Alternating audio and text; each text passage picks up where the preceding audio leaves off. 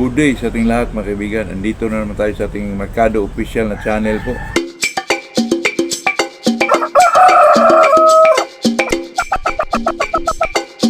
Kahapon pala ay nakapagbiyahe na naman tayo ng manok natin mga kaibigan. Yung gold na pinakita natin dito ay tayo naman ay hindi tayo mahiya doon kasi talaga yung manok na yun pagdating na medyo 9 months, 10 months ay talagang may mga palo yun mga kaibigan. Saka malaking manok din siguro yun. Nakakuha po ay taga Cavite po, Cavite banda. Napakalayo mga kaibigan. Kaya pinaship natin kahapon sa Albano Shipping po kasi yung hintay-hintay na lang Ronel. Ito naman sa atin mga kaibigan ay talagang usapang magmamanok lang po. Sa akin ay enjoyment lang at saka baka makakatulong din tayo sa mga baguhan sa pag-alaga ng sisiw, sa kung anong mga ipakain, mga ganun mga kaibigan ba, yung sa conditioning, yung sa pagpakasta ng ating mga manok. Talagang ganun lang ang ating usapan dito po, yung talagang usapang magmamanok lang mga kaibigan. Kasi kahapon may nag-comment na ano po, paano daw malalaman na 3/4 o 1/2 pa yung isang manok na yan, ipatak ba daw yung buko mga kaibigan. Paano daw makita na 3/4? Napakasimple lang po yun mga kaibigan, kasi pag mo yung dalawang bloodline po, talagang 50-50 yun lang ang pagbinta ko doon mga kaibigan. Example mga kaibigan, sweater at saka kilso, di pag silang ikinasa mo, di 50-50 yun. Pero yung naman mga kaibigan, yung naresulta naman doon na kasahan mo ng kilso, di siyempre mag 3/4 yun. Talagang lang naman yun mga kaibigan, common sense lang po.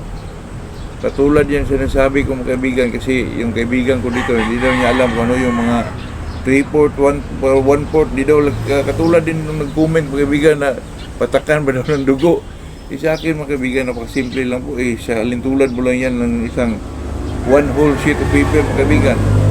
Pag mapunan niya ng 1/4, di siyempre ang matira niyan 3/4 po. Pag ihati mo yan, di 50-50 yan mga kaibigan. Kaya pag mag-cruise kayo, katulad ng mag-inbreeding ka, ibalik mo sa nanay, di siyempre naman ang resulta dun sa 50-50, pagbalik mo, di siyempre mag 3/4 yun, 3/4 na 1/4 sa yung dugo, kung ano yung ginagamit na pinapasok mo sa isang manok mo. Kaya itong mag-inbreeding po, kailangan mo din mga kaibigan na mag-study ka po, kasi hindi lang basta-basta ito na pasukin mo kagad, yun ang gawin mo. Kasi pag hindi mo naman yan, hindi ka naman nanood sa mga social media, YouTube o talagang hindi ka matuto mga kaibigan. Kasi sa mga tao naman, mga sabungiro po, tayo may iba-ibang paniniwala. May magbasa sa'yo, may na hindi ka tama. Okay lang yun mga kaibigan, huwag mong pakinggan yun. Gawin mo para matuto ka po. Katulad ko dati mga kaibigan, wala naman akong alam dyan sa inbreeding po, pero ginagawa ko talaga yun mga kaibigan. Pero nagsurrender ako kasi ang daming deformities na lumalabas mga kaibigan. Lalo na pag dumating ka sa brother-sister meeting po, napakahirap. Kaya mas maganda na yung mga kaibigan, yung back to father, back to lolo, back to cousin, ganun.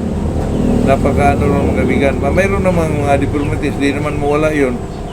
Kasi through incubator, nakulang sa init, magkabi yung nasisiw yan. Pero pag through your mga kaibigan, study, sarili mong talagang makuha mo rin yan sa dulo mga kaibigan. Hindi naman natin ma-perfect, pero talagang nandun ka na sa po.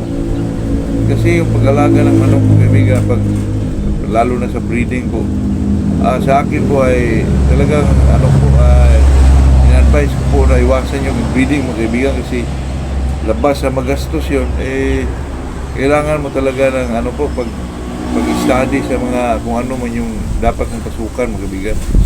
Sa akin mga kaibigan, kung sa dito lang tayo sa baba po, pwede namang maghanap ka kung lalo na kung panlaban na, maghanap ka ng magaling na manok, yung may mga palo. Tapos kahit manghiram ka lang sa kapitbahay mo na palagi mong inaaway, manghiram ka ng inain lang po, hindi. Paglabas yung kaibigan, talaga yung masisiw doon, yung mga ma-produce mo na talagang may mga palo yun. Huwag mo lang kalimutan mga kaibigan, huwag kang magagaling po. Doon ka sa manok na may mga palo mga kaibigan, para hindi boring yung resulta ng iyong pagbibreed po.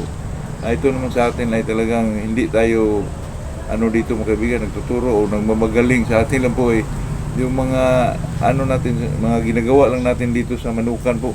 Kasi may nakita ko dun sa isa kong vlog dati po na sinasabi ko doon na kahit mag-entry tayo ng pitmaster, hindi pa rin tayo masigurado na matalo tayo. Totoo yan. Sabi nung nag-comment, dalhin mo yung manok mo sa pitmaster, yung mistiso mong manok, di ba, bugbuguin daw. Nako, huwag kang magsalita ng ganyan, kaibigan, kasi alam mo po, kahit anong klaseng manok yan, di pa rin sigurado dyan, mga kaibigan. Kahit sinong idol nyo pa ang makontra sa manok, Bisaya mo, mistiso manok, hindi mo pa rin sigurado yan kasi may tari yan eh. Totoo yan, mga kaibigan. Kahit pitmaster ka mag-entry, tapos ang mga manok mo ay mga cruises lang, mga dito lang sa labas, maglilid boys lang. Hindi mo pa rin masigurado yan, mga kaibigan, na masiro ka po. Totoo yan.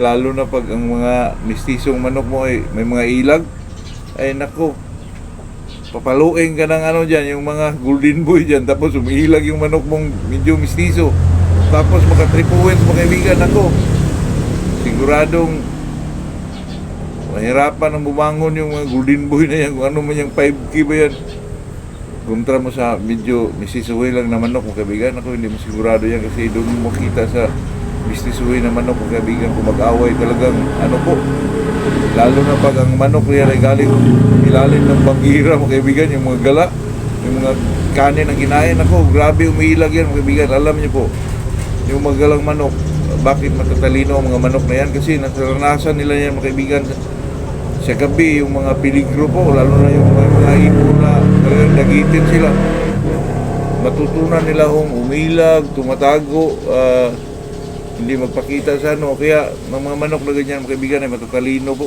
parang round-headed sila, mga kaibigan. Round-headed, ganun din yun kasi oriental yun eh. Kaya sa atin, mga kaibigan, kahit anong labanan yan, kahit anong manok ang i-entry mo dyan, hindi mo pa rin yan masigurado, mga kaibigan, na matatalo ka po. Bisayang manok, siyempre, kulang siguro sa lakas o pero pag pinag-usapan natin ang estilo sa laban, mga kaibigan, ako, parang round-headed yun, mga kaibigan. Kaya sa akin, yun lang talaga ang pananaw ko dyan. Yun lang talaga ang nakikita ko dyan, mga kaibigan, na pag ang manok, kahit anong klaseng manok, hindi mo pa rin yan masigurado na matatalo po. Kaya kayong mga baguhan, huwag kayong mabahala, mga kaibigan, na hindi pa kayo marunong, hindi kayo kasi kung sino man yung makilala sa lugar nyo, mga big time breeder dyan, baka talunin mo pa yan, mga kaibigan. Totoo yan. Ilang bisis ko yan napanood sa sumbungan po. Good morning sa ating lahat, mga kaibigan.